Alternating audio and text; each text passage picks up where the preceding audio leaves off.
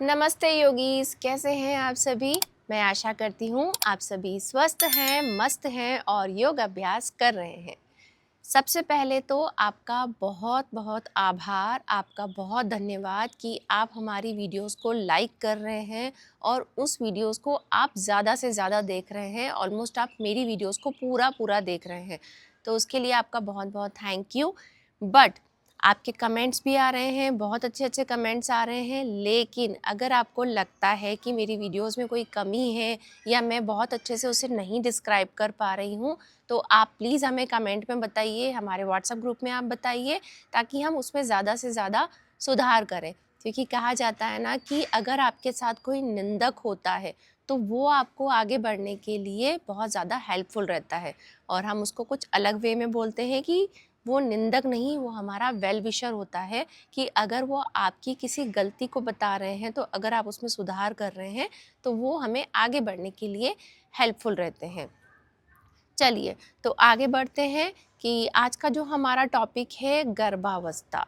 क्योंकि हमारे पास कुछ कमेंट्स आए थे, कुछ मैसेजेस आए थे कि आप प्रेगनेंसी के लिए भी कुछ योगा टिप्स दीजिए, तो उन्हीं की डिमांड पर स्पेशली हम उनको थैंक यू बोलना चाहते हैं कि आपने हमें फॉलो किया है और हमें ट्रस्ट करके आपने हमें बताया है कि हम प्रेगनेंसी के लिए योगा बताएं। तो हम आपको प्रेगनेंसी के लिए स्टार्ट टू एंड सारे योगास बताएंगे, और इसके अलावा भी अगर आपको कोई डाउट है, कोई क्वेरीज़ हैं, तो हमारे यूट्यूब पर आपको वीडियोस मिल जाएंगी कि आप 1-on-1 हमसे चैट कर सकते हैं, हमसे लाइव बात कर सकते हैं। तो गर्भावस्था की जितनी भी वीडियोस हैं उसे हम 4 पार्ट में डिवाइड करेंगे, बिकॉज़ आपकी तरफ से ये मैसेज आया है कि आप प्रेगनेंसी के लिए हमें योगा टिप्स दीजिए। तो प्रेगनेंसी के लिए हम जानते हैं कि 9 महीने का सर्कल रहता है, तो ड्यूरिंग प्रेगनेंसी उसे हम 3 ट्राइमेस्टर में डिवाइड करते हैं। स्टार्टिंग के 3 महीने में हम अलग तरीके के योगासन कर सकते हैं, 4 to 6 मंथ हम अलग तरीके के योगासन करते हैं, और लास्ट मंथ में हमें अलग तरीके के योगासन करने रहते हैं। तो हम आज का जो टॉपिक है गर्भावस्था, उसे हम 4 पार्ट में डिवाइड करेंगे। तो अब चौथा पार्ट कौन सा? चौथा part is fertility. Those womens जो प्रेग्नेंट होना चाहती हैं बट किसी कारणवश वो प्रेग्नेंट नहीं हो पाती हैं। बहुत बड़े बड़े रीजंस नहीं होते हैं, क्योंकि बहुत अच्छे से हमारे पेट की, ओवरीज़ की अच्छे से एक्सरसाइज नहीं हो पाती है, तो भी एक रीज़न होता है कि हम प्रेग्नेंट नहीं हो पा रहे हैं नॉर्मली। तो हम उसको ध्यान में रखते हुए कुछ योग अभ्यास करेंगे। तो चलिए स्टार्ट करते हैं। सबसे पहला जो हमारा पार्ट आएगा दैट इज़ गर्भावस्था, यानी कि फर्टिलिटी के लिए हम कौन कौन से योगासन करें। तो स्टार्ट करते हैं। हम इस आसन को तो जानते ही हैं, दैट इज़ मलासन। मलासन में सिटिंग करेंगे। मेक श्योर कि हमारी कमर ऑलवेज स्ट्रेट हो। इस तरीके से कमर को ज़्यादा से ज़्यादा स्ट्रेट करेंगे और हमारी दोनों नीज़ को ज़्यादा से ज़्यादा अपनी एल्बो से प्रेस करेंगे, ताकि वो बहुत ज़्यादा अच्छे से स्ट्रेच हो सके। And hold for 1 2 3 4 5 6 7 8 9 10। रिलैक्स हो जाएंगे। अगर 10 काउंटिंग तक और होल्ड कर सकते हैं तो होल्ड करेंगे, अदरवाइज कुछ सेकंड का रिलैक्सेशन लेंगे एंड देन फिर से स्टार्ट करेंगे। Sit in malasana and hold for 10 9 8 7 6 5 4 3 2 1। Relax करेंगे। नेक्स्ट आसन हम करेंगे मल आसन में ही बैठकर अप एंड डाउन। आपकी टोज के ऊपर आपका अपर बॉडी वेट आना चाहिए। 1 2 3 4 5 6 7 8 9 and 10 रिलैक्स हो जाएंगे और यहीं से हम नेक्स्ट आसन में जाएंगे। अपने पैरों के टोस को पकड़ेंगे and then up down up down up down up down, last up down and relax. किसी भी सुखासन में आप बैठ जाएं जो आपको कंफर्टेबल हो। इन आसनों से फायदे क्या क्या हैं? First is मलासना। मलासन से यही फ़ायदा है कि हमारी ओवरीज की बहुत अच्छे से एक्सरसाइज होती है, मसाज होती है। एंड सेकंड कि अगर हमें ओबेसिटी है, बहुत सारे रीजंस होते हैं फर्टिलिटी नॉर्मली न होने के, उसमें एक सबसे बड़ा रीज़न आता है ओबेसिटी। अगर हम डॉक्टर्स के पास भी जाते हैं, अगर किसी भी तरीके की कोई शिकायत नहीं है, कोई प्रॉब्लम नहीं है, तो एक सबसे बड़ा रीज़न होता है कि हमारा मोटापा। अगर ओबेसिटी है तो मलासन से वो भी नॉर्मल हो जाता है।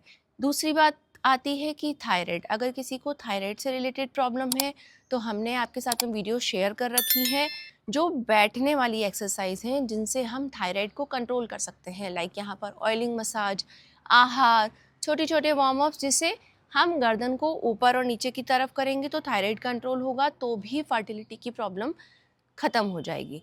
ठीक है, तो हम नेक्स्ट आसन करेंगे हम चक्की चलायन आसन। दोनों पैरों को इस तरीके से ओपन करेंगे and then 1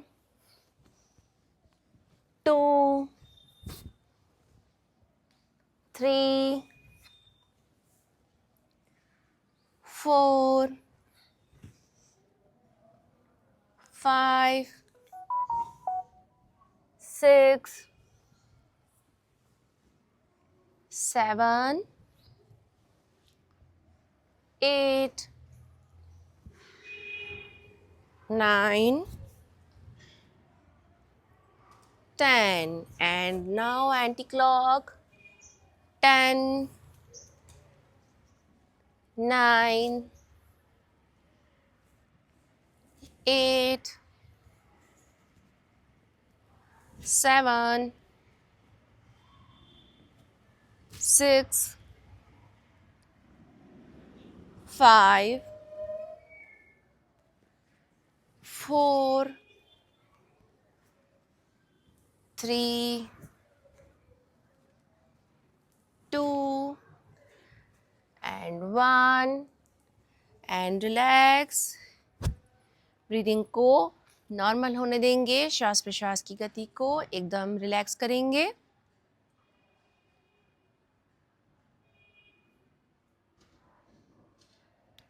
next is butterfly, बद्ध कोणासन जिसे कहा जाता है। बटरफ्लाई हम किसी भी ट्राइमेस्टर में कर सकते हैं और इनफर्टिलिटी की भी अगर समस्या है तो उसके लिए भी बटरफ्लाई एक बहुत अच्छा योग अभ्यास है। हम खुद फील करेंगे कि बटरफ्लाई से हमें शारीरिक रूप से भी बहुत ज़्यादा फ़ायदा होता है। आप बटरफ्लाई 1 मिनट कीजिए, 1.5 मिनट कीजिए, एज़ पर योर कैपेसिटी। ये आपकी पूरी बॉडी को, पूरे शरीर को रिलैक्स भी करता है इस तरीके से। बट मेक श्योर कि हमारे चेहरे पर हल्की सी स्माइल होनी चाहिए और दूसरी बात कि हमारी स्पाइन एकदम स्ट्रेट होनी चाहिए। एंड रिलैक्स, रिलैक्स करेंगे और दोनों पैरों को इस तरीके से मिलाकर and then 1 2 3 4 5 6 7 8 9 and last 10। Relax करेंगे और फिर से एज आई से ब्रीदिंग को नॉर्मल होने देंगे, चेहरे पर हल्की सी स्माइल रखेंगे और स्पाइन आपकी एज ऑलवेज स्ट्रेट रहेगी। चलिए, ready for next asana that is sarvangasana या फिर विपरीत करणी आसन। तो हम दोनों आसनों को एक बार करेंगे। इसके लिए हम पीठ के बल लेट जाएंगे। चलिए स्टार्ट करेंगे। हम अपने दोनों पैरों को ऊपर की तरफ एंड देन पैरों को पीछे की तरफ।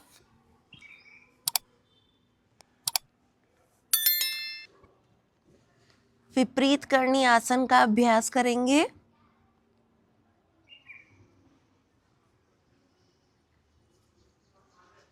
और अब यहीं से हम जाएंगे सर्वांगासन।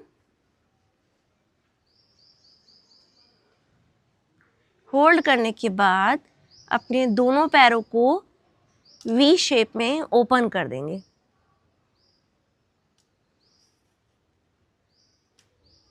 और यहीं पर हम करेंगे अश्विन मुद्रा का अभ्यास। And relax. धीरे धीरे वापस नीचे आएंगे।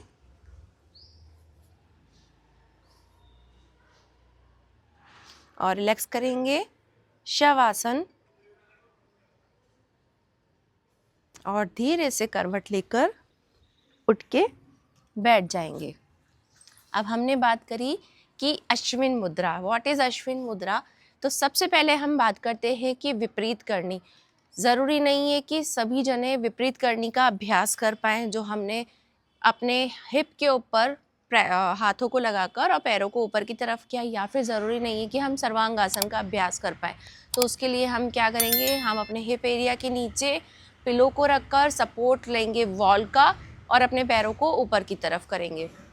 वहाँ पर भी हमें फर्टिलिटी के लिए बहुत ज़्यादा हेल्पफुल रहता है। दूसरी बात, अश्विन मुद्रा क्या है। अश्विन मुद्रा तो जब हम फाइनल पोजीशन में जाते हैं, जब हमारे पैर ऊपर की तरफ रहते हैं, जब हमारा हिप वाला एरिया थोड़ा सा ऊपर हो जाता है, बट कोशिश करेंगे हम उसको ज़्यादा से ज़्यादा ऊपर करने की, और फिर हम एनस वाले एरिया में कॉन्ट्रैक्ट और रिलैक्स करेंगे, दैट इज़ अश्विन मुद्रा। वो हमें कम से कम एक बारी में 30 बारी करना है। 30 से 40 बार जब हम अश्विन मुद्रा का अभ्यास करते हैं तो वो हमारे लिए बहुत ज़्यादा हेल्पफुल रहता है। आप खुद करेंगे तो आप खुद भी फील कर पाएंगे कि व्हाट इज़ अश्विन मुद्रा। ग्रंथों में भी इस मुद्रा का उल्लेख किया गया है। और लास्ट आसन करते हैं हम भुजंगासना। इसके लिए अब हम पेट के बल आ जाएंगे। अपने शोल्डर को रोटेट करेंगे और ऊपर की तरफ एंड होल्ड 1 2 3 4 5 6 7 8 9 10। रिलैक्स। एक बार फिर से देखेंगे कि हमारे जो दोनों हाथ हैं वो शोल्डर की सीध के बराबर है। हमने अपने शोल्डर्स को पीछे की तरफ रोटेट किया है और हमारी एल्बोज हल्की से टिल्ट है। यहाँ अगर हम अपने हाथों को स्ट्रेट कर देते हैं तो हमारी थाई भी ऊपर हो जाती है और प्लस हमारी बॉडी का पूरा वेट हमारे शोल्डर्स के ऊपर आता है, which is not good for our body.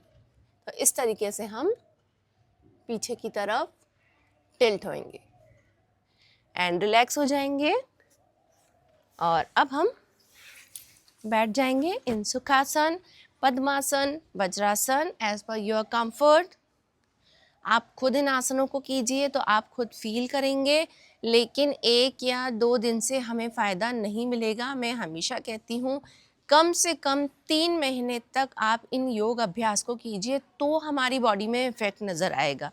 और प्लस हमारे मन में हमेशा पॉजिटिविटी होनी चाहिए कि हम कोई भी काम कर रहे हैं तो उसमें हमें सफलता ज़रूर मिलेगी ही मिलेगी। नेक्स्ट हम करते हैं कपालभाति क्रिया का अभ्यास। कपालभाति क्रिया भी फर्टिलिटी के लिए बहुत ही अच्छा उपाय होता है। तो इसके लिए हम किसी भी सुखासन में बैठ जाएंगे, ध्यान मुद्रा लगाएंगे एंड देन कमर सीधी।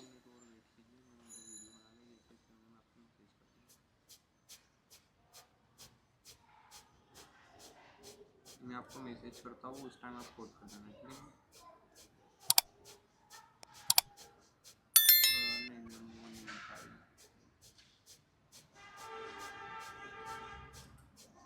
मैं आपके एंड रिलैक्स।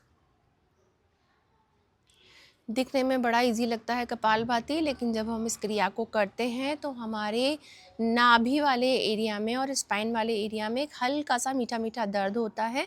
तो हम इसे फोर्सफुली न करें। स्टार्टिंग में हम इसे 30 बार कर सकते हैं तो 30 बार करें, लेकिन हमने पहले भी आपको बताया है कि 1 मिनट में 120 स्ट्रोक होने चाहिए, जिसमें हमें बीच में श्वास को रोकना नहीं है। कंटिन्यू ये चलता रहता है, लेकिन ये अभ्यास के द्वारा संभव है। 1 बार या 2 बार के अभ्यास से ये हम क्रिया नहीं कर पाएंगे। तो आज के लिए केवल इतना ही। आप ये योग अभ्यास करते रहिए। बहुत ही सेंसिटिव मामला है, बहुत ही सेंसिटिव सब्जेक्ट है। आप खुद ट्राई कीजिए, आपको खुद को फील होना चाहिए। फिर भी अगर आपकी कोई क्वेरीज़ है, कोई आप कुछ पूछना चाहते हैं, तो आप कमेंट में लिखिए, हमारे व्हाट्सएप ग्रुप में आप मैसेज कर सकते हैं, सो दैट हम उसका जवाब ज़रूर देंगे। तो आज के लिए स्वस्थ रहिए, खुश रहिए, मस्त रहिए और योग अभ्यास करते रहिए। धन्यवाद।